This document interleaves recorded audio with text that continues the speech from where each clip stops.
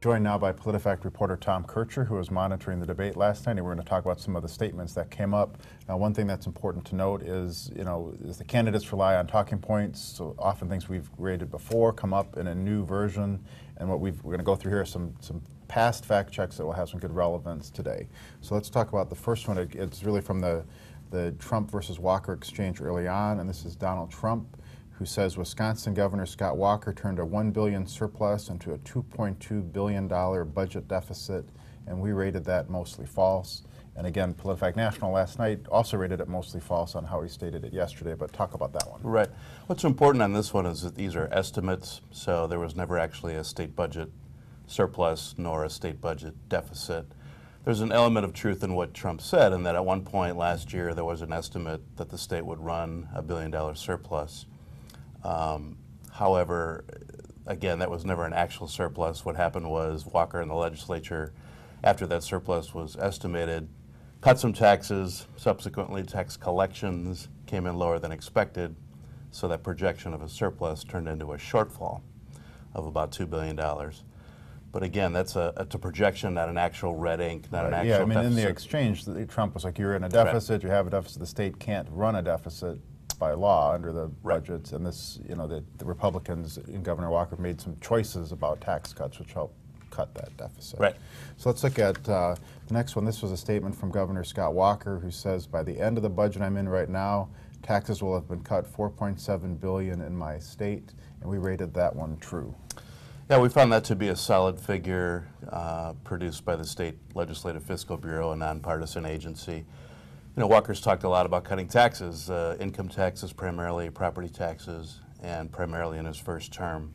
And the $4.7 billion is a solid number. Right, and a lot of that comes from, as you said, the taxes from the first term that are carried over and continued to be at lower rates. Right. All right, we have another one from Scott Walker. Later in the debate, he talked about how many protesters were in Madison. He didn't say it precisely this way, but here's what we had looked at. When Scott Walker says his political opponents brought 100,000 protesters into our state. And when we rated that version, we rated it false. Last night, though, he said it a little bit differently.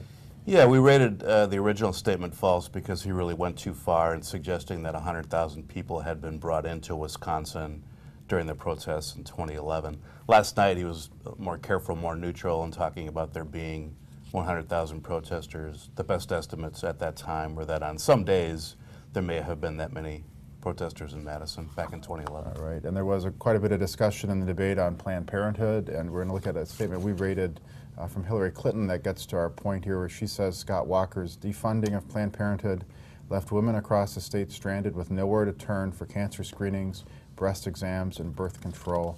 And we rated that one half true. Tell us about how it came up and then what we can glean from this one. Yeah, we rated that half true because it's partially accurate in the sense that Hillary Clinton talked about Walker defunding Planned Parenthood, which he did do in 2011. No more state funding for Planned Parenthood. Following that, Planned Parenthood closed several clinics in Wisconsin.